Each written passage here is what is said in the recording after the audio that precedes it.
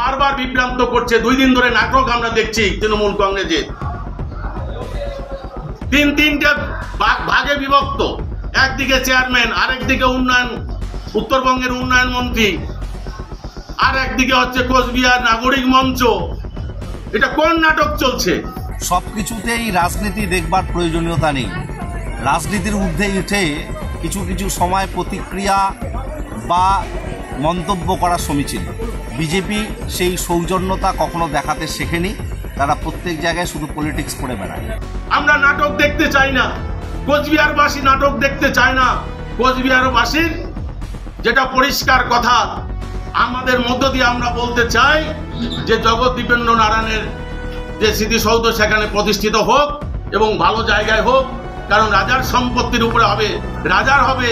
আজকে municipality office কোথায়, কার জমির উপরে আছে? রাজার জমির উপরে। তো মিউনিসিপ্যালিটির সামনেই তো থাকা দরকার।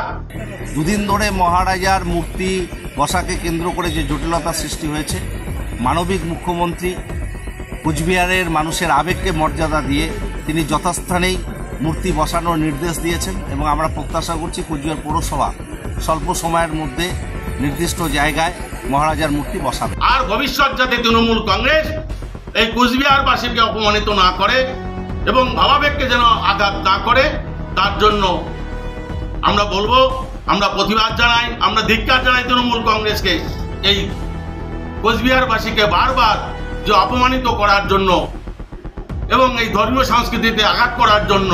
যারা সংকীর্ণ রাজনীতি করবার চেষ্টা করছে বিজেপি, তাদেরকেও আমরা ধিক্কার জানাই। তারা কখনোই গঠনমূলক কোনো কর্মসূচি গ্রহণ করে না বা কোথায় রাজনীতি করা উচিত নয় সেটাও তারা উপলব্ধি করতে শেখেনি। এটাই আমাদের দুর্ভাগ্য। তাই বিজেপির কথায় কান দিয়ে কোনো লাভ নেই। আমরা যে উদ্দেশ্যকে সামনে রেখে কোচবিহার মানুষ প্রতিবাদ জানিয়েছিল সেটা সমাধান হয়েছে। মূর্তি যথাস্থানে বসছে। আমরা মহারাজার প্রতি আমাদের যথাযোগ্য সম্মান আমরা নিশ্চিতভাবে বারে বারে প্রদর্শন করি।